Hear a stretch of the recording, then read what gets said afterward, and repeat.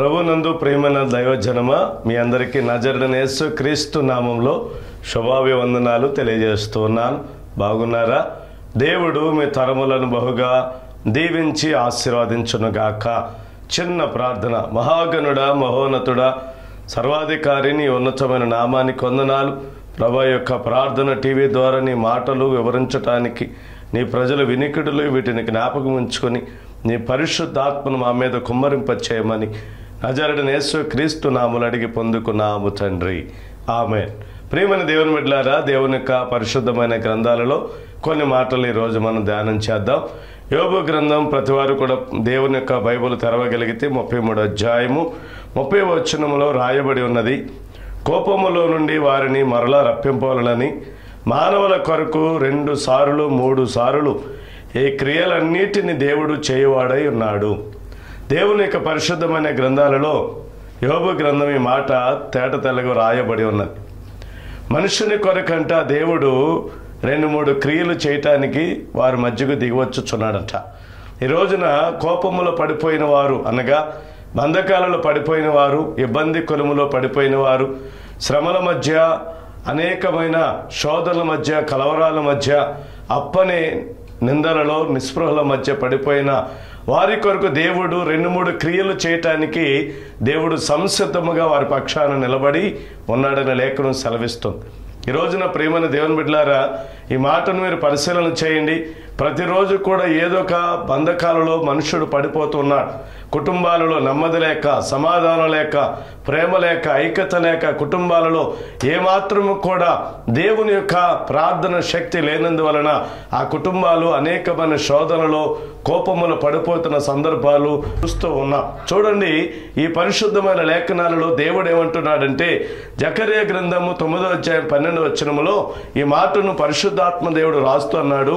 బంధకాలలో పడి ఉన్న నిరీక్షణ గలవారులారా, కోటలోనికి రండి, మిమ్మల్ని 2 మేలుతో నింపుతానంటున్నాడు. దేవుని యొక్క లేఖనం ఏమని సెలవిస్తుందంటే, కోట అనగా దేవుని సన్నిధి. ప్రతి ఆదివారం దేవుని సన్నిధికి వెళ్ళాలి. ప్రతిరోజు మంటి బలిపీఠాన్ని కట్టుకోవాలి. ప్రతిరోజు దేవుని నామాన్ని గణపరచాలి. ప్రతిరోజు వాక్యాన్ని ధ్యానించాలి. ప్రతిరోజు ప్రార్థన చేయాలి. ప్రతిరోజు కూడా దేవుని సన్నిధిలో నమ్మకమైన వారికి జీవించగలిగితే వారి పట్ల దేవుడంట గొప్ప మేలును కలగజేస్తాడంట. ఎలాగూ కలగజేస్తాడు? 2-3 సార్లు క్రియ ఎలా జరుగుతుంది? దేవుని లేఖనంలో ఇర్మీయా గ్రంథము ఒక మాటను పరిశీలన చేయగలిగితే 32వ అధ్యాయం 19వ వచనం అంటాడు కదా, క్రియలు జరిగించే విషయంలో దేవుడంట శక్తి సంపన్నుడిగా ఉన్నాడట. నీ పట్ల క్రియ జరగటానికి, నీ పట్ల అద్భుతం జరగటానికి, అంటే క్రియలుగా ప్రియమైన దేవుని బిడ్డలారా, మనుషుల దృష్టిలో వారు వీరు అనుకుంటారు, ఇది జరగదులే, ఇది ఎవరి వల్ల కాదులే, ఇది నీ వల్ల కాదులే అంటూ ఉంటారు. కానీ దేవుడు ఏమంటున్నాడు?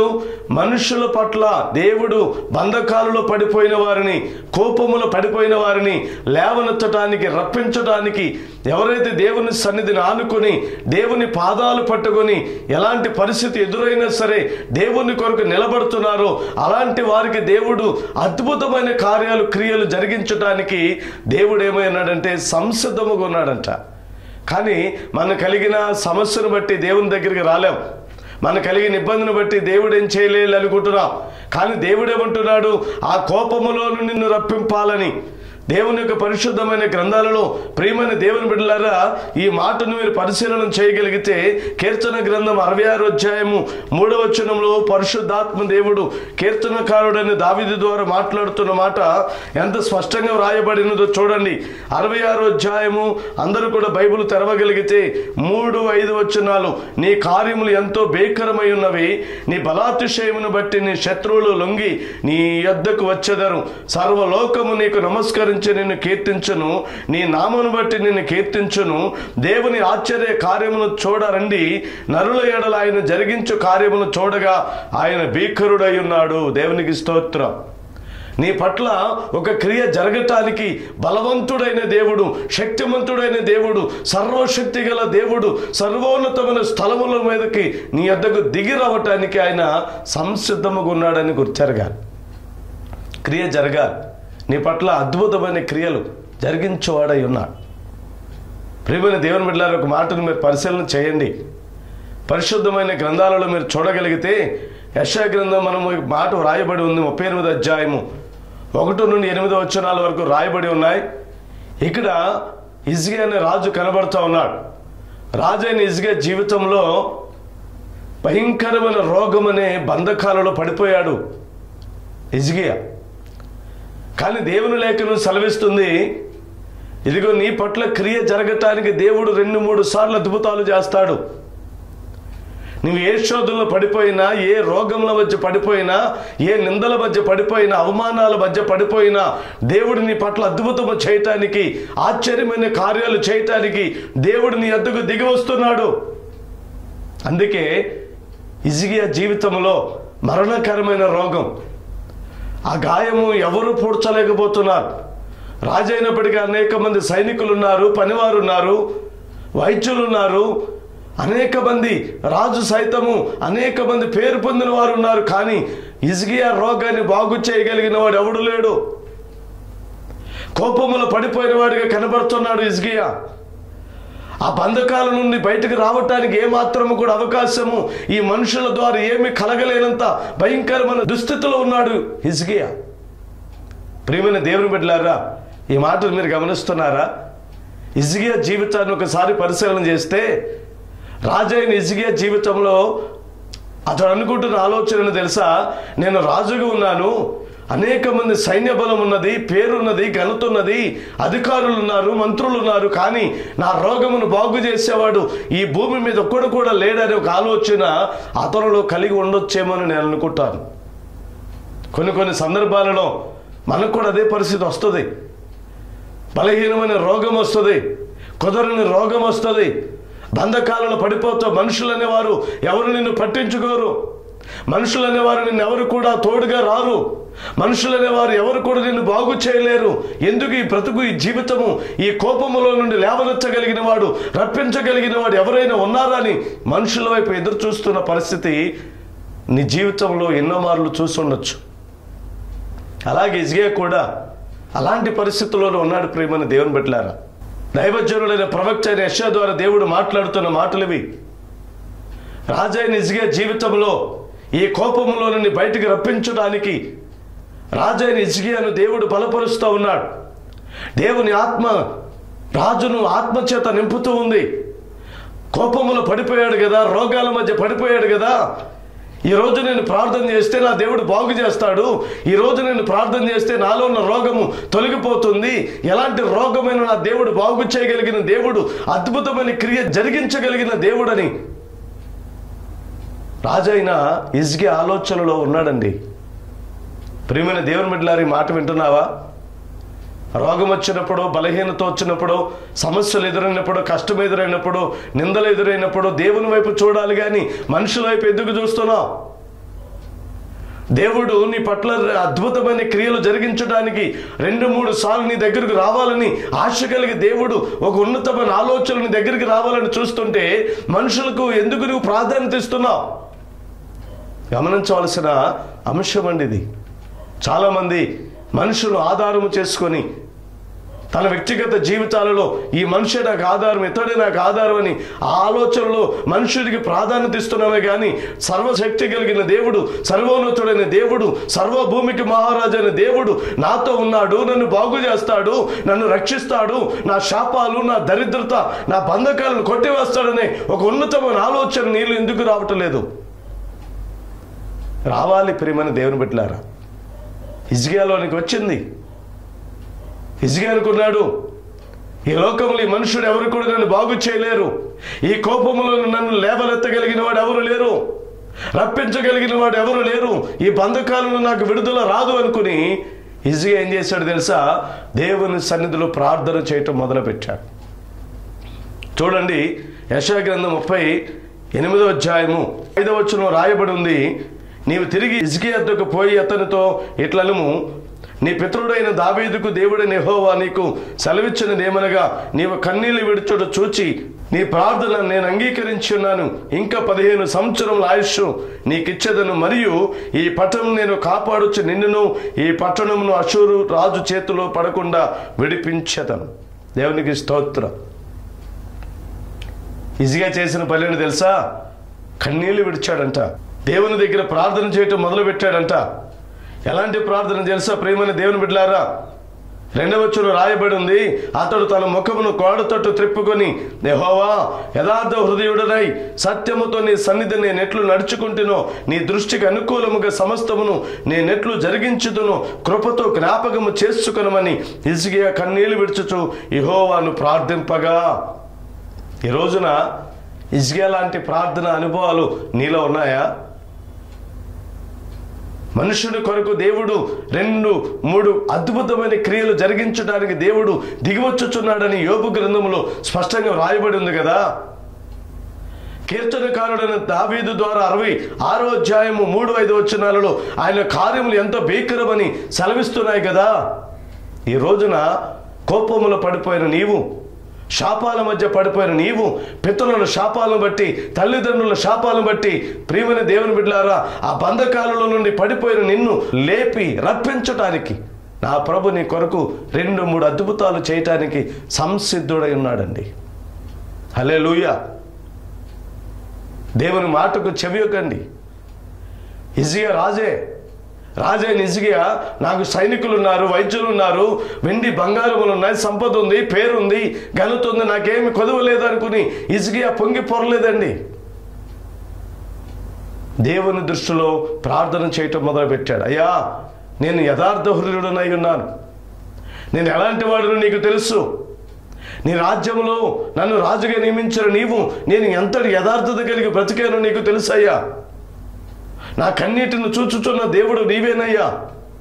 ఈ కోపములో పడిపోయాను, బంధకాలలో పడిపోయాను, నన్ను రక్షించగలిగిన దేవుడు నీవే ప్రభువా, నీ కృపతో నన్ను జ్ఞాపకం తెచ్చుకోమని ఎంతగా దేవుని దగ్గర బ్రతిమలాడుతూ ప్రార్థన చేస్తున్నాడు చూడండి. రాజైన హిజ్కియా రాజు కదా.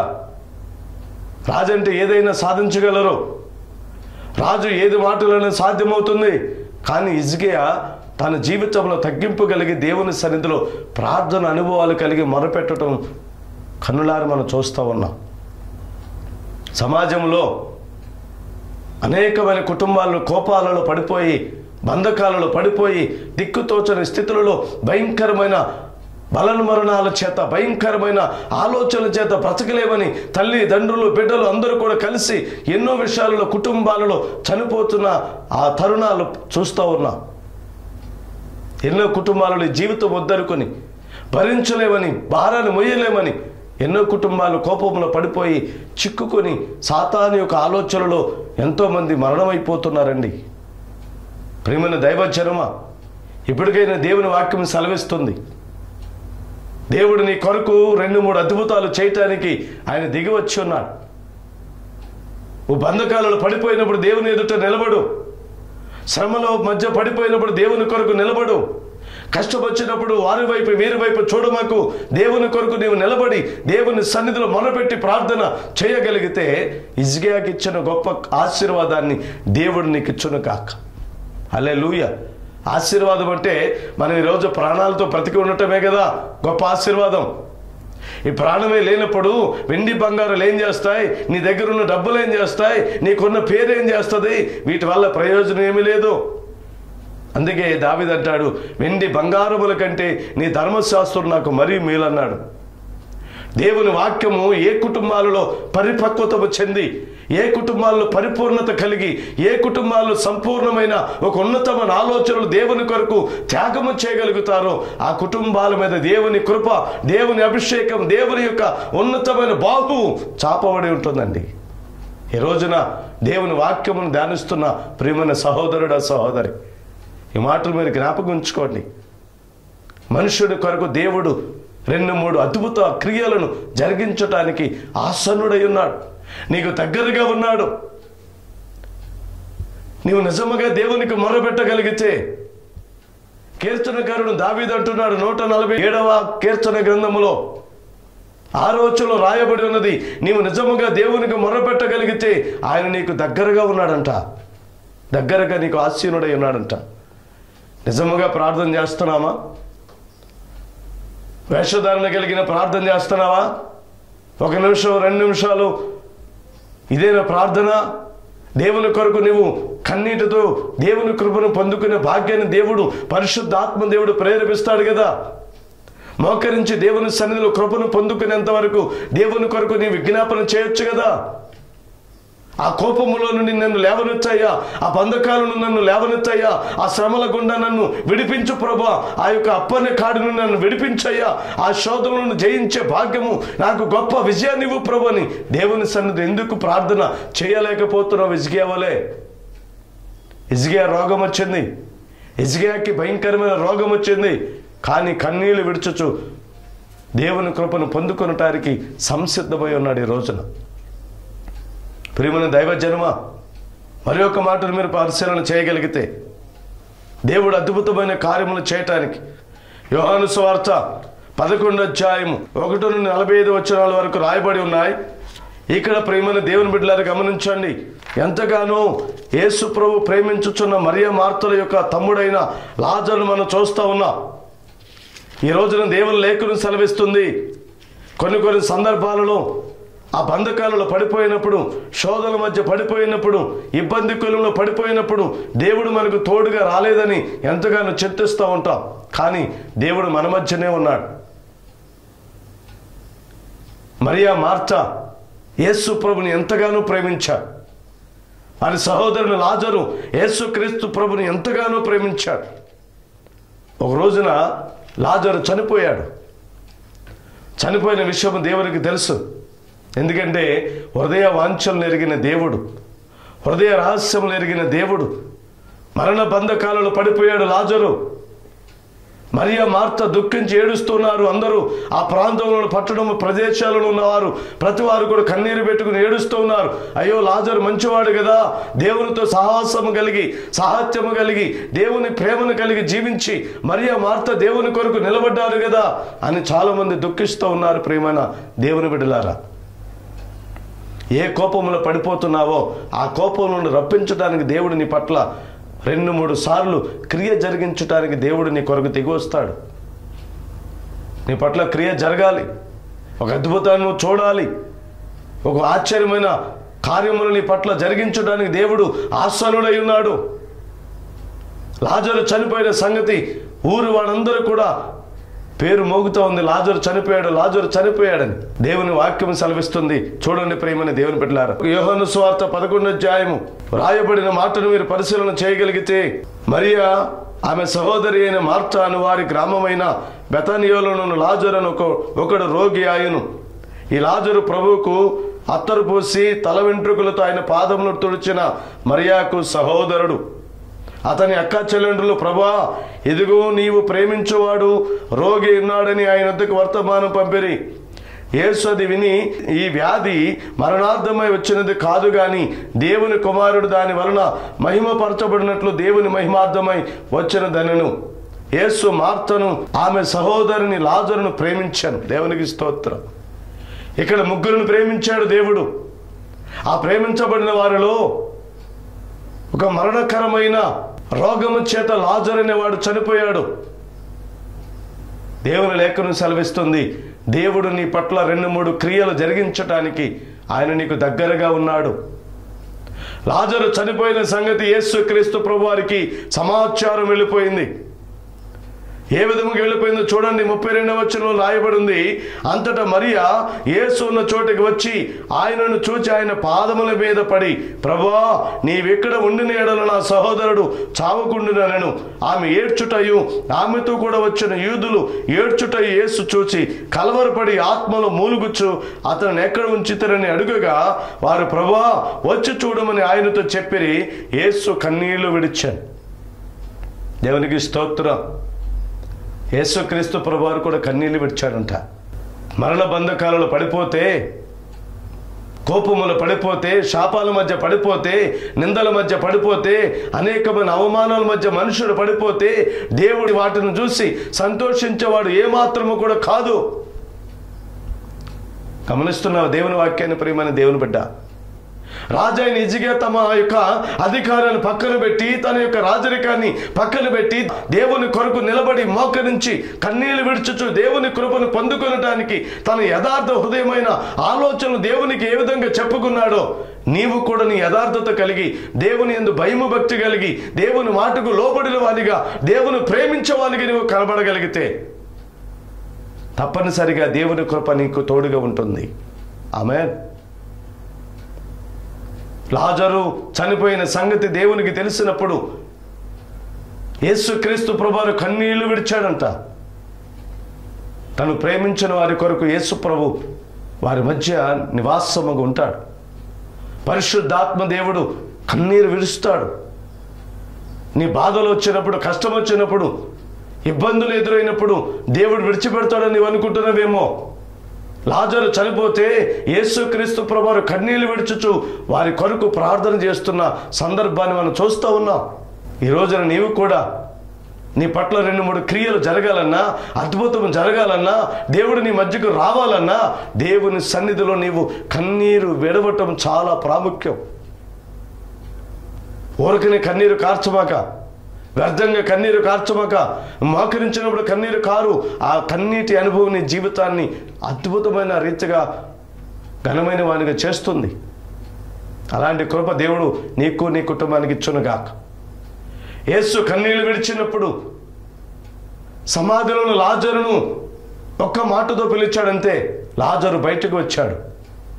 అలాగే కోపములో ఉన్న నిన్ను రప్పించాలని దేవుడు కోరుతున్నాడు. ప్రియమైన సంగమా, ప్రియమైన దైవజనమా, దేవుని లేఖనములో మరుగైన విషయాలను దేవుడు నీతో మాట్లాడుతున్నప్పుడు వాటిని జ్ఞానము కలిగి, ఆలోచన కలిగి, నీవు చెవియొగ్గి దేవుని వైపు నీవు తిరగలిగితే, దేవుని కొరకు నీవు నిలబడగలిగితే, మనుషుని కొరకు దేవుడు 2-3 సార్లు అద్భుతం చేయటానికి వారి యొద్దకు వచ్చుచున్నాడంట. అది మనుషుడు గ్రహించలేని దుర్భరమైన స్థితిలో ఉన్నాడు.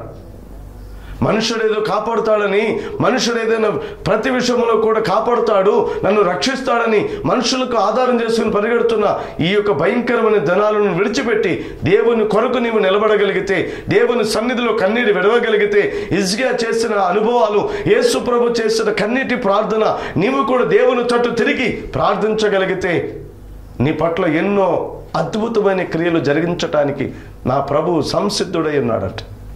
హల్లెలూయా. అలాంటి కార్యములు నీవు కనులారో చూడాలని ప్రభు పేరుతో మనవి చేస్తున్నా. ఆఖరికి ఒక మాట చదివి నేను ముగిస్తాను. చూడండి ప్రియమైన దేవుని బిడ్డలారా, కీర్తన గ్రంథం 57వ అధ్యాయము. అందరూ కూడా బైబిల్ చూడగలిగితే ఇక్కడ ఒక మాట రాయబడి ఉన్నది. కీర్తన గ్రంథం 57వ అధ్యాయము 2వ వచనం రాయబడి ఉంది. మహోన్నతుడైన దేవునికి నా కార్యము సఫలము చేయు దేవునికి నేను మొరపెట్టుచున్నాను. మహోన్నతుడని దేవునికి నా కార్యము సఫలము చేయబడాలని నేను దేవునికి మొరపెడుతున్నాను అంటున్నాడు దావీదు. ఈ రోజున దేవునికి మొరపెట్టేవానికి ఉన్నావా? నీ కార్యము సఫలము చేయబడాలంటే, అద్భుతము క్రియగా మార్చబడాలంటే, దేవుడు నీ కొరకు దిగి రావాలంటే, దేవుని కొరకు నీవేమైనా మొరపెట్టి దేవుని యొక్క సన్నిధిలో కోజాడగలుగుతున్నావా? ముసలమ్మ ముచ్చట్లు చెప్పుకుంటూ, సీరియల్ చూస్తూ, సినిమాలు చూస్తూ, కాలక్షేపం ఫోన్లు చూస్తూ జీవితాన్ని రోజులు గడిపేస్తున్నావు. దేవుని కొరకు సాక్ష్యం ఇవ్వాల్సిన అవసరం ఎంతైనా ఉన్నది. ప్రియమైన దేవుని బిడ్డలారా, యేసుక్రీస్తు న్యాయపీఠం ఎదుట మనందరము కూడా నిలబడవలసిన వారమై ఉన్నాం. దేవుని దగ్గర సాక్ష్యం పొందుకోవాలని ప్రభు పేరిట మనవి చేస్తున్నా. అలాంటి కృప దేవుడు నిరంతరము నీ కుటుంబానికి కలుగజేయునుగాక. అలాంటి ఆశీర్వాదాన్ని దేవుడు నీకు ఇచ్చునుగాక. హిజ్కియా గోడ తట్టు తిరిగి కన్నీళ్లు ఏ విధంగా విడిచాడో, దేవుని కృపను పొందుకున్నాడో, మరణ కోపంలో పడిపోయిన లాజరును దేవుడు బ్రతికించడానికి యేసు ప్రభు ఏ విధంగా లాజరు కొరకు కన్నీళ్లు విడిచాడో, నీవు నీ కుటుంబం కొరకు, నీ బిడ్డల కొరకు, నీ కలిగిన వారి కొరకు నీవు కన్నీరు విడవగలిగితే తప్పనిసరిగా నీ కుటుంబంలో అద్భుతమైన క్రియలు 2-3 కాదు, లెక్కలేనన్ని కార్యాలు జరిగిస్తాడు. అలాంటి ఆశీర్వాదాన్ని ఈరోజు నువ్వు పొందుకోవాలని నీలో ఒక వైరాగ్యం, నీలో ఒక త్రాణ పుట్టాలి. ఈ రోజు నుండి అయినా నేను మొదలు పెట్టాలి ఈ పని. హిజ్కియా కన్నీరు కార్చాడు, దేవుని తట్టు తిరిగాడు, దేవుని యథార్థత కలిగి జీవించాడు, దేవుని కొరకు కృపను పొందుకున్నాడు. నేను కూడా జీవించాలని ఒక వైరాగ్యం నీలో ఉండగలిగితే ఈ రోజు నుండి ప్రార్థన చేయటం మొదలుపెట్టు. నీ కుటుంబంలో అద్భుతమైన క్రియలు జరిగిస్తాడు ఆయన. అందుకే ప్రభు అంటున్నాడు కదా యోబు గ్రంథంలో, మానవుని కొరకు 2-3 సార్లు క్రియ జరిగించటానికి దేవుడు దిగివచ్చుచున్నాడు. నీ కొరకు దేవుడు క్రియ చేయాలని చూస్తున్నాడు. క్రియ జరగాలంటే నువ్వు తిరుగుతూ అటు ఇటు వెళుతూ ఉంటే క్రియ జరగదు. దేవుని సన్నిధికి రావాలి, దేవుని కొరకు ప్రార్థించాలి, దేవుని కొరకు కన్నీరు కార్చాలి, దేవుని కొరకు నీవు యథార్థతను కాపాడుకోవాలి, దేవుని ఎదుట నీవు మాదిరి జీవితాన్ని కలిగి బ్రతకగలిగిన నాడే నీ పట్ల క్రియ జరుగుతుంది. అలాంటి క్రియ ఇది మొదలుకి నీ కుటుంబంలో తరముల వెంబడి తరములు కలుగును గాక. ప్రార్థన చేద్దాం. దేవుడి మాటలు దీవించి ఆశీర్వదించును గాక. అందరూ కూడా కళ్ళు మూసుకొని ప్రియమైన దేవుని బిడ్డలారా ప్రార్థనలు ఏకీభవించారు. మహాగణుడా, మహోన్నతుడా, సర్వాధికారి, సర్వసృష్టికర్త, నీ ఘనమైన పాదములకు వేలాది కోట్లాది స్తోత్రాలు చెల్లిస్తున్నా.